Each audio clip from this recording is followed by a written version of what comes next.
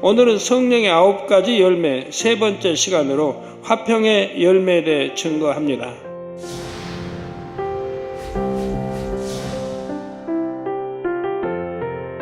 로마서 12장 18절에 할 수 있거든 너희로서는 모든 사람으로 더불어 평화하라 했습니다.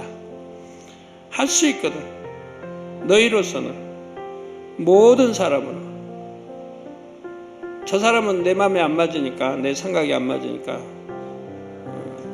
저 사람은 나하고 감정이 있으니까 그런 게 아니고 모든 사람으로 더불어 평화하라 말씀합니다.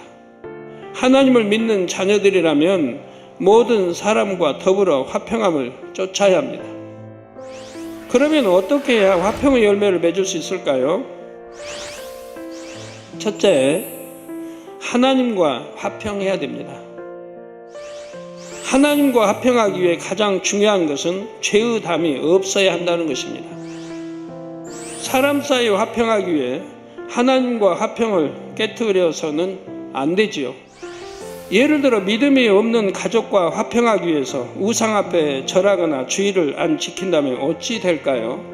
육의 눈으로 보면 이렇게 해서 잠시 화평을 이룬 것 같지만 영적으로는 하나님 앞에 죄의 담을 만들어 화평을 크게 깨트린 것입니다.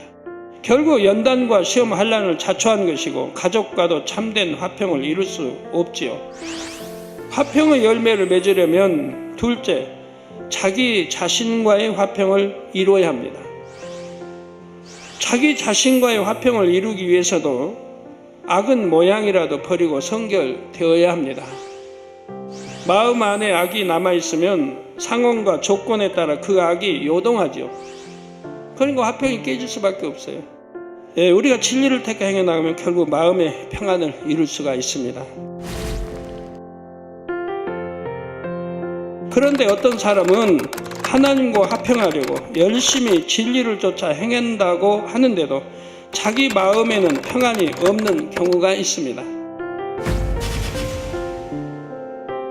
진리 안에서 잘못 만들어진 자기 의와 성격의 틀 등으로 인해 그런 것이죠.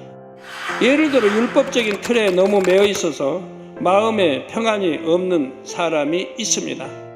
정말 충성하고 열심히 말씀대로 산다고 하는 분들이 얼굴에 그늘이 있는 사람들 보면 자기하고 화평을 못하고 아니면 자기 의와 틀 때문에 힘들고 뭔가 있으니까 그러죠. 이런 경우는 행위 자체에 집착하기보다는 하나님을 사랑하는 마음을 이루기 위해 더 노력해 가야 합니다. 또 다른 예를 들면 부정적인 사고의 틀로 인해 자기와의 화평을 이루지 못하는 경우도 있습니다. 열심히 진리대로 행하려고 노력은 하지만 만족할 만한 결과가 나오지 않으면 심히 자책하고 고통받는 것이지요. 하나님 앞에도 민망할 뿐 아니라 나는 왜 이 모양일까 하고 낙담해서 힘을 잃어버립니다. 이런 분들은 영적인 어린아이가 되어야 합니다. 셋째로 모든 사람과 화평해야 합니다. 모든 사람과 화평하려면 무엇보다 자기를 희생할 수 있어야 합니다.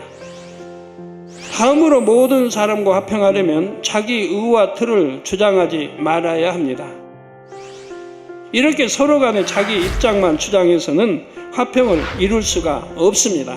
내 입장, 내 기준에 맞추지 말고 상대의 입장에서 생각하며 섬길 때라야 화평이 이루어지는 것입니다. 그런데 이렇게 화평을 이루는 과정에서 여러분이 몇 가지 깨달아 볼 것이 있습니다. 먼저 내 편에서는 감정도 없고 화평한데 상대가 나와 화평을 깬다 할 때 정말 상대의 탓인가 하는 것입니다. 고의는 아니었다 해도 자기 편에서 화평을 깨는 원인 제공을 해놓고도 깨닫지 못하는 경우가 있습니다.